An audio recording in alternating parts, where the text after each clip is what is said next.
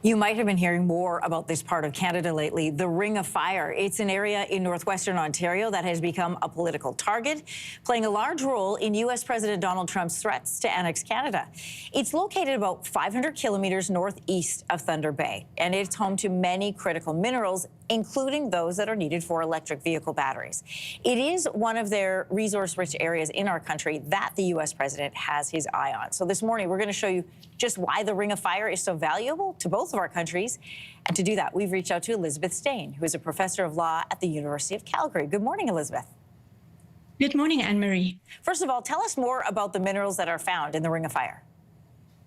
So they have quite a bunch of very important minerals, things like chromite, nickel, copper, gold, platinum, palladium, quite a lot of the really important energy transition minerals.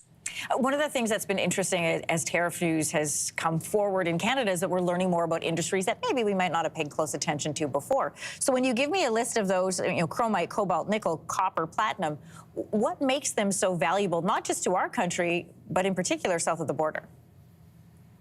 Well, Canada is what we call a supplier country, whereas the US is an off-taker country, by which I mean that we are predominantly a mining country. We supply minerals and metals to countries like the US.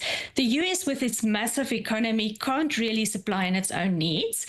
And when we have metals that are so popular, energy transition metals, also digital transition metals and national security metals, which are really what the critical metals are about, then the US needs to reach out to other countries to get its stock.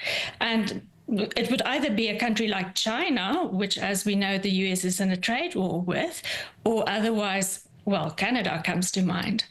Speaking of Canada, I mean, the Ring of Fire has really become a political target. Conservative leader Pierre Poilievre says he would approve all permits to unlock mining in the mineral-rich Ring of Fire in Northern Ontario within 6 months. Should they be elected, they're going to commit $1 billion over 3 years to building roads and access. What are your concerns with the U.S.'s interest in Canada's minerals and potentially this area of Ontario? Well, my biggest concern and thought at the moment is that everybody is talking about speeding up the mineral process, but the minerals are really still under the ground. And I'm not sure that anybody realizes how long it takes to get the minerals out from under the ground, whether it is the US or Canada. It takes a long time to build a mine. Physically, once you've got the permits going, you need to do the actual mine construction. So whether it is from Canada or from the US, it's not, you don't snap your fingers and the metals and the minerals are ready for the taking. How long does it take, Elizabeth? On average, about 17 years. 17 years? Yes. Wow. That doesn't come up when they're having political debates. What can Canada do then to better protect our own resources? Is it who owns the mines? Is it keeping it within here in Canada? What can we do? Well, for sure, we need to look at who owns the mines, and Canada has been doing that. In the past few years, we've blocked about 5 mines from being purchased by Chinese interests. Of course, at that stage, we thought that the Chinese were hostile buyers. We need to clearly expand that definition a little. What we could do also is to really invest in Canadian industry.